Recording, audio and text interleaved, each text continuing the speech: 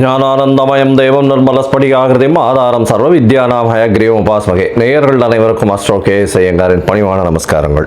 ராகு கேது பெயர்ச்சி 2025 ஏப்ரல் 26ஆம் தேதி சித்திரை மாதம் 13ஆம் நாள் சனிக்கிழமை ரேவதி நட்சத்திரத்தில் இந்த ராகு கேத்துவினுடைய பெயர்ச்சியாகுது. ராகு கேத்து பெயர்ச்சி அப்படின்றது என்ன அப்படின்னா, ராகு கேத்து இந்த ரெண்டு கிரகங்களும், அதாவது ஒரே கிரகங்கள், ஒன்று தலையாகவும் ஒன்று வாலாகவும் கருதப்படுகிறது. இந்த ரெண்டு கிரகங்களும் பார்த்தாலேயானால் 180 பாகையில் ஒன்றுக்கு ஒன்று இருக்கும். இதன் மூலியமாக பார்த்தாலேயானால் எல்லா கிரகங்களும் 7 கிரகங்களும் அதாவது வலப்புறமாக போகும், கிளாக் வைஸில் போகும். ஆனால் ராகு கேத்து மட்டும் இடப்புறமாக போகும், அதாவது ஆன்டி கிளாக் வைஸில் போகும். இதன் மூலியமாக இவ்வளவு நாள் மீன ராசியில் இருந்த ராகு இப்பொழுது கும்பராசிக்கும், கேது கன்னியா ராசியில் இருந்தவர் இப்போ சிம்ம ராசிக்கும் வரார். அதாவது பூரட்டாதி 4ஆம் பாதத்தில் இருந்தவர் பூரட்டாதி 3ஆம் பாதத்துக்கு வரார். உத்திர நட்சத்திரம் 2ஆம் பாதத்தில் இருந்த கேது உத்திர நட்சத்திரம் 1 பாதத்துக்கு வரார். ஸோ இதுதான் ராகு கேத்துவினுடைய மாற்றம். இது 26/4/2025 வருது. இதற்கு அடுத்த ராகு கேது பெயர்ச்சி பார்த்தேனால் 13/11/2026. பொதுவாகவே 1.5 வருஷம் இந்த ராகு கேத்துக்கள் ஒரு ராசியிலையும் இருக்கும். ஒரு ராசியிலிருந்து அடுத்த ராசிக்கு போகிறதுக்கு 18 மாத காலமாகும். ஒரு நட்சத்திர பாதம், அதாவது 9 நட்சத்திர பாதம் கொண்டது ஒரு ராசி. அந்த ஒரு நட்சத்திர பாதம் 2 மாதங்கள் இது எடுத்துக்கும். இந்த ராகு கேது ரெண்டுமே பார்த்தேனால் துர்கிரகங்கள், அதாவது அசுப கிரகங்களாக சொல்லக்கூடியது. அதாவது பாம்பே வலியுது அப்படின்னு சொல்லக்கூடிய அளவுக்கு எல்லாவற்றையும் பிடித்து பீடித்து ஆட்கொள்ளக்கூடிய பாம்புகள். ராகுவை விட கேது மிகவும் கொடுமையானது. இது ராகு கேதுவினுடைய தன்மை.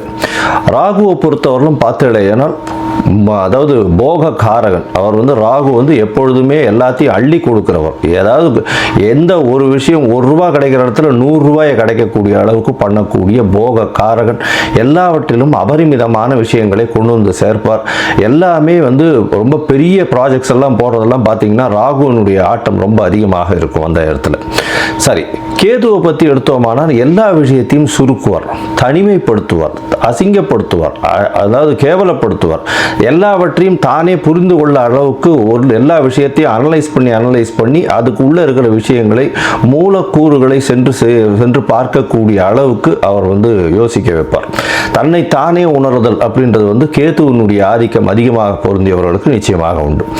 இதை தவிர பார்த்தாலேயானால் ராகுவை பொறுத்தவரையிலும் 1 100ஆகக்கூடியவர், ரொம்ப பெருசாக பிரம்மாண்டத்தை கொடுக்கக்கூடியவர்.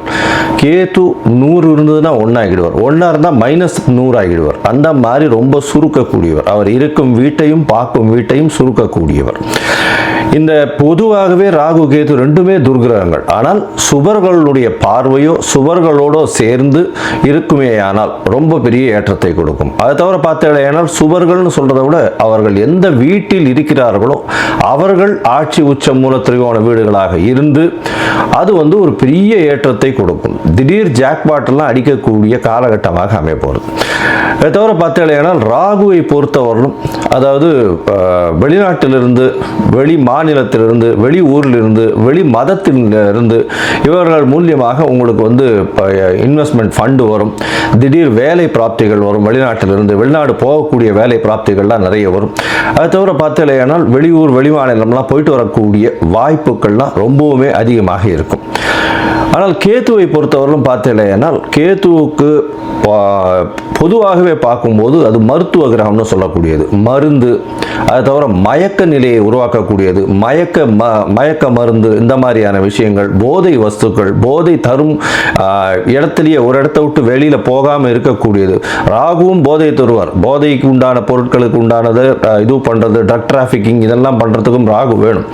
கேது அந்த மூலப்பொருளாக இருப்பார். அதுதான் ரொம்ப விஷயம். 2 பேருமே பேருமே ஒரே இடத்துல வருவாங்க, ஆனால் கொஞ்சம் கொஞ்சம் மாறுபடுவாங்க. ரொம்ப ஜாகிரதையாக அதை வந்து கணக்கு பண்ணணும்.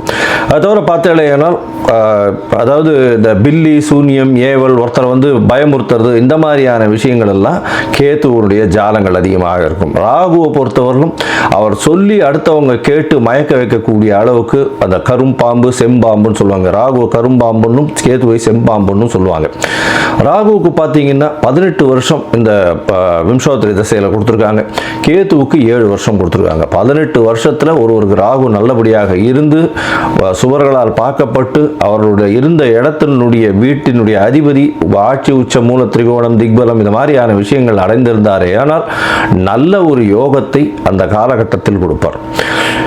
இப்போ பார்த்தேனால் இந்த ராகு கேத்துக்கு பார்த்தீங்களேனால் ராகுக்கும் கேத்துவுக்கும் சிறு சிறு அதாவது பிரச்சனைகள் இருக்குமே ஆனால் அவர்கள் இருக்கும் இடத்தின் மூலியமாக பிரச்சனை இருக்குமே ஆனால் அவர்களுக்கு என்ன எளிய பரிகாரம் செய்யலாம் அப்படின்றத பார்க்கும்பொழுது ராகுவுக்கு எளிமையான பரிகாரம் அப்படின்னு சொல்லக்கூடியது ராகு காயத்ரி. ராகு காயத்ரி அப்படின்றத சொல்றோம்னா ஓம் நாகத்வஜாய வித்மஹே பத்மஹஸ்தாய தீமஹி தன்னோ ராகு பிரச்சோதயாத்.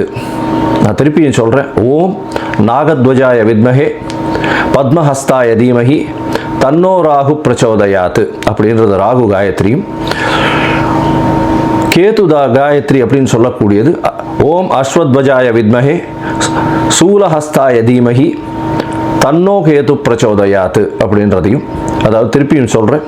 ஓம் அஸ்வத்வஜாய வித்மஹே சூலஹஸ்தாய தீமஹி தன்னோ கேது பிரச்சோதயாத் அப்படின்றது ஒரு நாளைக்கு ராகுவினுடைய காயத்ரி 7 முறையும் கேதுவினுடைய காயத்ரி 4 முறையுமாவது சொல்வதன் மூலியமாக ராகு கேத்துவுக்கு செய்யக்கூடிய எளிய பரிகாரமாக சொல்கிறோம். அது தவிர பார்த்தேன்னா ராகு கேத்துவுக்கு வேற என்னென்ன அப்படின்னா ராகுவுக்கு உண்டான கடவுளாக சொல்லக்கூடியது வந்து இந்த பத்ரகாளி, மிகுந்த கோபத்தில் இருக்கக்கூடிய ஆக்ரோஷத்தில் இருக்கக்கூடிய கடவுள்கள். அது தவிர பத்ரகாளி, அதுக்கப்புறம் பார்த்தேன்னா இந்த இது ஐயனார் அந்த மாதிரியான இதுவில் சொல்லுவோம். அது தவிர பார்த்தேன்னா இந்த பிரத்யங்கரா இவங்கெல்லாம் ராகுவுக்கு உண்டான தெய்வங்களாக சொல்லக்கூடியது. அதுக்கப்புறம் பார்த்தேன்னா நரசிம்மர் ராகுவுக்கு உண்டான தெய்வம். ஏன்னா மிகுந்த கோபத்தோடு ஆக்ரோஷத்தோடு இருக்கக்கூடியவர். இதெல்லாம் வந்து இந்த தெய்வங்கள் எல்லாமே வந்து ராகுவுக்கு உண்டான பரிகார ஸ்தலங்களாக இந்த தெய்வங்கள் இருக்கக்கூடிய இடத்த இது பண்ணலாம். அது தவிர பார்த்தேனால் இவர்களுக்கு எலுமிச்சம்பழம் மாலை, எலுமிச்சம்பழம் இதில் வந்து நல்லெண்ணெய் விட்டு இது ஏற்றுறது, எண்ணெய் விட்டு திரி போட்டு விளக்கு ஏற்றுறது.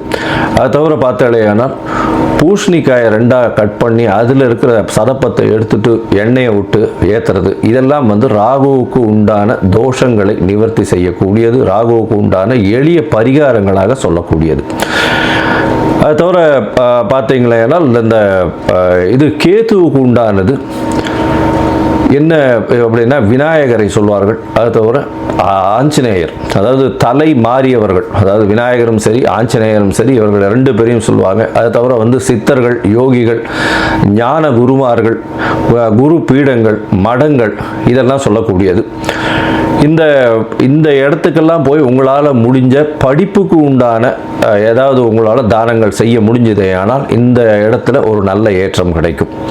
அது தவிர பார்த்தேனால் இந்த இது ஆட்டிசம் சைல்டு, மனநலம் சற்று பேதலித்து குன்றி இருக்கக்கூடிய குழந்தைகள், வளர்ச்சி குன்றிய குழந்தைகளுக்கு உங்களால் முடிந்ததை செய்யும் பொழுது கேத்து பகவானின் மூலியமாக வரக்கூடிய எல்லா பிரச்சனைகளிலிருந்தும் நிச்சயமாக விடுதலை பெறலாம். ராகு வந்து பாம்பு அப்படின்னு சொல்றதுனால கரு நீலம் அவருடைய கலராக சொல்லக்கூடியது. அதே மாதிரி பார்த்தேனால் கருப்பு உளுந்து அது அவருடைய தானியம்.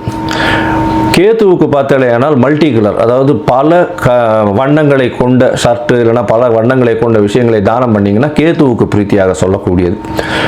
கேத்துவுக்கு வந்து கொள்ளு அது வந்து தானமாக கொடுக்கறதோ, கொள்ளு வந்து தானமாக இது பண்ணுறதோ, அது அந்த தானியம் வந்து கொள்ளு வந்து கேத்துவுக்கு உண்டானது.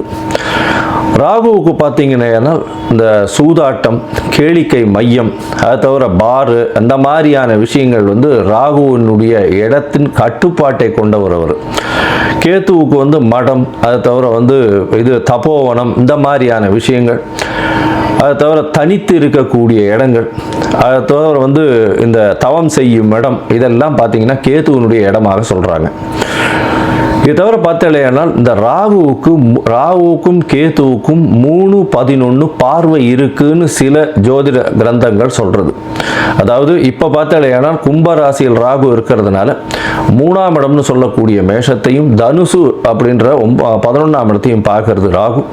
கேதுவை பொறுத்தவரையிலும் மிதுனத்தையும் துலாத்தையும் பார்க்கும். அவர் இருக்கும் வீட்டிலிருந்து 3-11 7ஆம் இடத்தை எல்லா கிரகங்களும் பார்க்கும். ஏன்னா சப்தம பார்வை உண்டு அப்படின்றத சொல்கிறது. சரி, இப்போ வந்து ராகுவை பற்றி பேசணும்னா பேசிகிட்டே இருக்கலாம். கிட்டத்தட்ட வந்து ஒரு 3 மணி நேரம் 4 மணி நேரம் கூட கண்டினியூஸாக பேசலாம். ஆனால் இப்போ வந்து நம்ம ஒரு ராசிக்கும் மேஷம் முதல் மீனம் வரை என்னென்ன பலன்கள்னு பார்ப்போம். அதை தவிர தனியாகவே ராகுவுக்குன்னு ஒரு 1/2 hour 1 hour வீடியோ தனியாக போடுறேன். நான் பார்ட் 1 பார்ட் 2 தனியாக போடுறேன். சரி, இப்போது மேஷம் முதல் மீனம் வரை இந்த ராகு கேது பெயர்ச்சியின் மாற்றங்கள் ஏற்றங்கள் என்னென்ன, அவர்களுடைய பார்வை என்னென்ன, என்ன பரிகாரங்கள் செய்யலாம், என்ன கோயிலுக்கு போகலாம் அப்படின்றத பார்ப்போம்.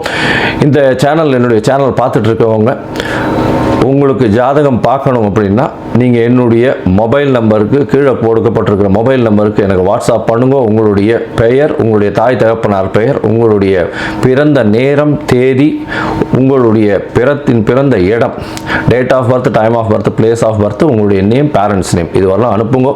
சந்தி இருக்கான்னு பார்க்குறேன். ஏன்னா லக்ன சந்தி, பாத சந்தி இதெல்லாம் பார்க்கணும். சந்திரனுடைய சந்தி இருக்கா, என்ன ஏதுன்னு பார்க்கணும். இதற்கு காரணம் என்ன அப்படின்னா பல வகையான பஞ்சாங்கங்களை உபயோகப்படுத்துகிறார். பஞ்சாங்கங்கள் உபயோகப்படுத்தக்கூடிய இடமும் வந்து பல இடங்கள் மாறுபடும். அதாவது ஸ்ரீரங்கத்து பஞ்சாங்கத்தில் டெல்லியில் பிறந்த குழந்தைங்களுக்கு பேஸ் பண்ணி பார்ப்பா. அப்போது சூரிய உதயமே மாறும்.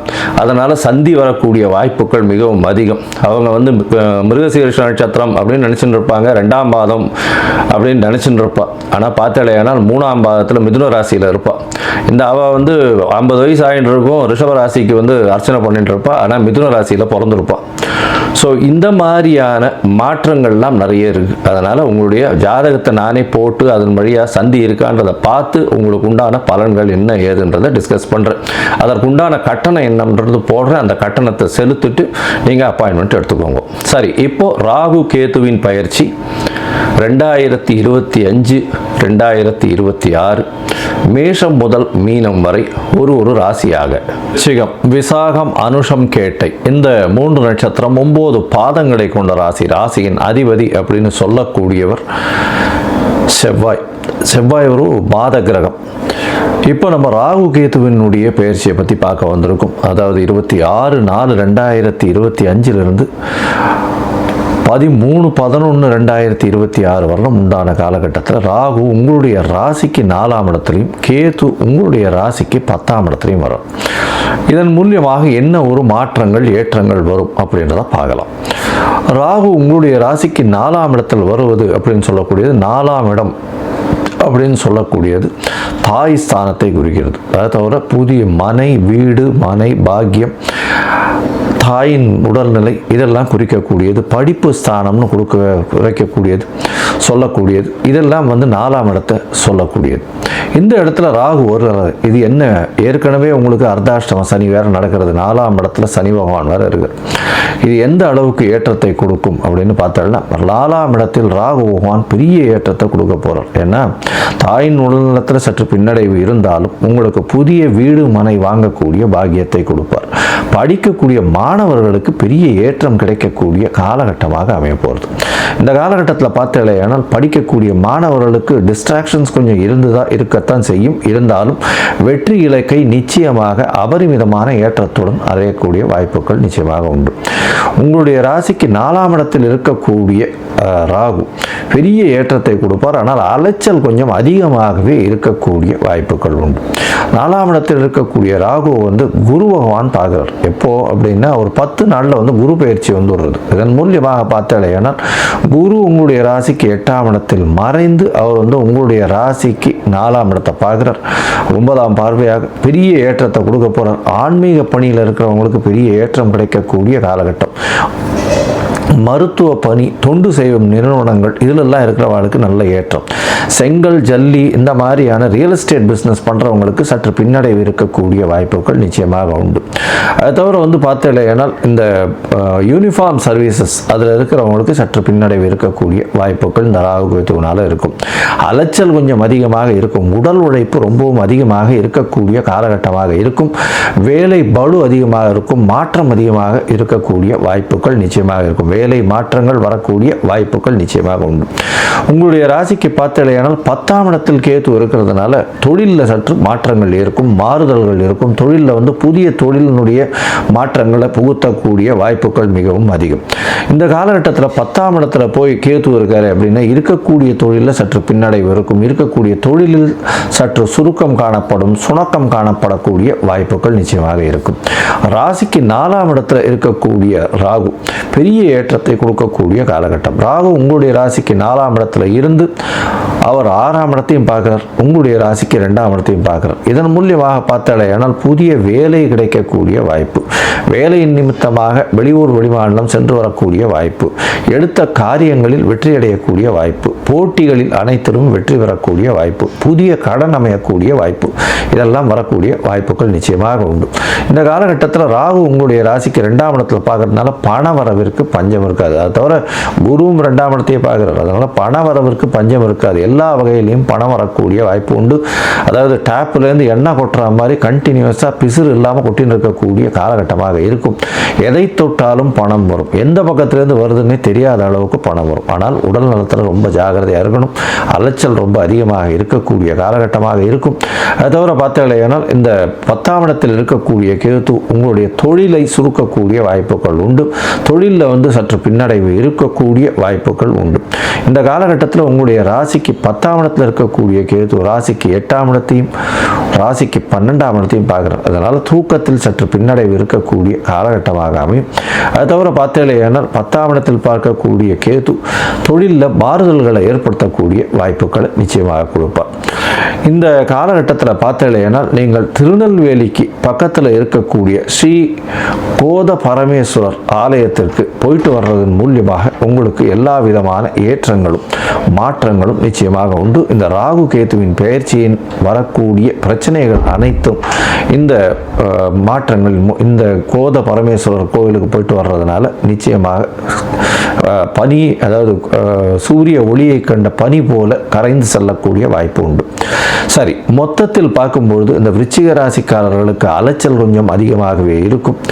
உடல் உழைப்பு மிகவும் அதிகமாக இருக்கும். ஏன்னா அர்த்தாஷ்டமம் சனி வேற போயின்னு இருக்கு, அத்தோட ராகுவும் சேர்ந்து இருக்கிறதுனால உடல் உழைப்பு மிகவும் அதிகமாக இருக்கக்கூடிய காலகட்டம். படிக்கக்கூடிய மாணவர்கள் வெற்றி பெறக்கூடிய வாய்ப்பு உண்டு. இருந்தாலும் மைண்ட் டிஸ்ட்ராக்ஷன்ஸ் ரொம்ப அதிகமாக இருக்கும். அதிகமாக முயற்சிகளை போட வேண்டிய கட்டாயத்தில் இருப்பார்கள். 100 மார்க் எடுக்கணும்னா 150 மார்க்குக்கு உண்டான உடல் உழைப்பை போட்டால்தான் வரும்.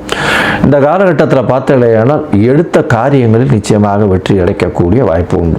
இந்த மருத்துவ பணியில் இருக்கிறவங்க, அதை தவிர சர்வீஸ் இண்டஸ்ட்ரியில் இருக்கிறவங்களுக்கெல்லாம் பெரிய ஏற்றம் கிடைக்கக்கூடிய வாய்ப்பு. கம்யூனிகேஷன் இதில் இருக்கிறவங்க, வியாபாரத்தில் இருக்கிறவங்களுக்கு பெரிய ஏற்றம் கிடைக்கக்கூடிய வாய்ப்பு. ரியல் எஸ்டேட், ஜல்லி, மணல் விற்கிறவங்களுக்கு சற்று பின்னடைவு ஏற்படக்கூடிய வாய்ப்புகள் உண்டு. யூனிஃபார்ம் சர்வீசஸில் இருக்கிறவங்களுக்கு சற்று பின்னடைவு இருக்கக்கூடிய வாய்ப்புகள் நிச்சயமாக உண்டு. உங்களுடைய ராசிக்கு பார்த்தலையானால் பண வரவிற்கு பஞ்சம் இருக்காது. தொழிலில் மாறுபாடுகள் வரும். தொழிலில் இருக்கக்கூடிய தொழில் சுருங்கக்கூடிய வாய்ப்புகள் உண்டு. தூக்கத்தில் பிரச்சனை வரக்கூடிய வாய்ப்புகள் நிச்சயமாக இருக்கும். இதை தவிர வெளிநாடு போகிறதுக்கு ட்ரை பண்ணுறவாளுக்கு சற்று பின்னடைவு இருக்கக்கூடிய வாய்ப்புகள் நிச்சயமாக இருக்கும். மொத்தத்தில் பார்த்தாலேயானால் நீங்கள் திருநெல்வேலியின் அருகில் இருக்கக்கூடிய ஸ்ரீ கோத பரமேஸ்வரர் கோவிலுக்கு போயிட்டு வர்றதன் மூலியமாக இந்த ராகு கேத்துவின் பெயர்ச்சி உங்களுக்கு ஒரு பெரிய மாற்றத்தையும் ஏற்றத்தையும் கொடுக்கும். இந்த ராகு கேத்து பெயர்ச்சி உங்களுக்கு ஒரு 80 விழுக்காடு மாற்றத்தை கொடுக்கக்கூடிய காலகட்டமாக அமையும்.